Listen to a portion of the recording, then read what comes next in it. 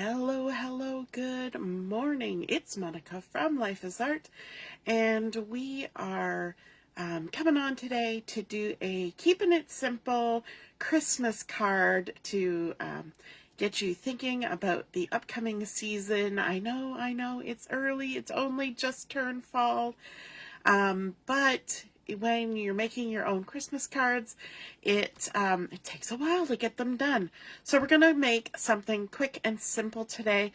We're going to be using the Sentimental Christmas collection from the September to December catalog, and this collection is unique because it is the give back collection for this year with Stampin' Up. And so every purchase of this paper pack, Sentimental Christmas, $4 will be going to organizations that help with children's literacy. And so it's a great cause, and no matter how you purchase it, whether it's just the standalone pack or whether you buy it as part of the suite, the money still goes towards children's literacies. $4 for each of the DSP packs.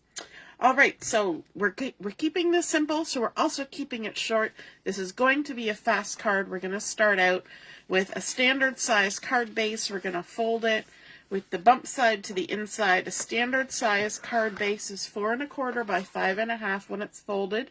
So you start out with a 8 1/2 by 5 1/2 piece of cardstock, creased, scored at 4 1/4. We fold it in half. Then we're going to bring in one of the patterns from that DSP Designer Series paper. And this one has this very vintagey vibe, candles and ornaments on it, little bits of snowflakes in the background. We're going to come in with a little sponge and some pretty Peacock ink, and we're just going to add some inking around the edges. This piece has been cut so that there's a 1/2 inch border all the way around it of the base card that's showing. So it's good when you're making a quick and simple card, and if you're making multiples of a quick and simple card, that you don't have to cover the entire card front with your pattern paper, and that saves a little bit of money, saves a little bit of paper, and it keeps it quick and simple. So this piece has been cut to 3 1/4 by 5 inches. I've already added some adhesive to the back. We're going to center this on our card front, and we've inked around the edges with the pretty Peacock, which is one of the coordinating colors for this collection. Did I trim that? I did not trim that one. I changed my mind on the size. Let me just grab my paper trimmer. I changed my mind on the size, and then I didn't cut it. So let's give it a little slice here.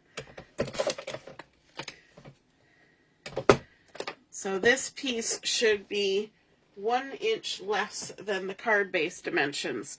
So it is 3 1/4 by 4 1/2. Pardon me, I got that wrong. I also got little bits of foam on my card base. So we're going to line that up and stick it down, hopefully in the center. Then we're bringing in another piece of the pattern paper, which is this beautiful sort of cherry cobbler candy stripe. And we're going to bring in some cherry cobbler ink as well, because we're going to ink the edges on this. Inking edges is one of those things. Let me scooch that out of the way for when I inevitably get little bits of sponge falling. Once you start, you just want to keep going. So let's add some cherry cobbler to this, like that. Set that aside. There we go. And this has been cut to 4 1/4 by 2 inches. So it's the full width of my card base, but it's 2 inches high. And again, I've added my adhesive on there because we're keeping it quick. And we're going to line ourselves up here. And And if I want to put this in the center and be precise, I can do that. But I'm going to eyeball it, because we eyeballed the first thing. Let's eyeball the second thing. And there we go. And then I also have, that I'm using today, I'm using the Stylish Shapes dies. And I'm going to be using the largest circle on here. And so I've gone ahead and I've cut a piece of basic white with using that die, and it is a 3-inch circle. I want to do some stamping on this, and I'm going to be using the one-of-a-kind stamp set, which has some beautiful little snowflakes and lots of sentiments, and you can also get it in a bundle with the die that cuts the outline and the detail of the large snow, the outline for the large snowflake, and a detailed snowflake as well. So that is a fun bundle. So we're using the one-of-a-kind. I like that title because snowflakes are one of a kind. I'm going to grab a piece of scrap paper that I've got kicking around, and we're going to have all of our snowflakes loaded up on our block so we can just stamp them all at one time. Going to go back to that pretty peacock. I know it's not really a snowflake color, but it coordinates and it looks nice, and that's why we're going with it. And then we're just going to go ahead and stamp our beautiful snowflakes onto our circle, like so. Set that aside. Close this up, because inevitably I'll stick my finger in it. There we go. Now, if we want, we can add some dimensionals to this, which I didn't grab. Reach, reach, reach. Way over. There we go. We got some little dimensionals. So let's add some dimensionals to this. Why not? These are teeny tiny ones, so we'll have to use a few of them. Those are from one of the kits. But you always get extra little bits. And I love that this set helps support children's literacy. When I was in public school, I was a tutor for a younger child, and then in college, I tutored people, and also worked for community living, helping adults with developmental disabilities to learn to read, and I worked at an adult learning center. So literacy is near and dear to my heart, and so I love that the give back this year is for children's literacy. Now I've got a piece of crushed curry that has been cut to 3.5 inches by 1/2 inch, and we're going to stamp that up with one of the sentiments from that one-of-a-kind set. We're going to use the Tuxedo Black Memento ink for this, and it says, "A little something just for you." I'm going to scooch a little closer to myself. We're going to try and stamp it in the center. There we go.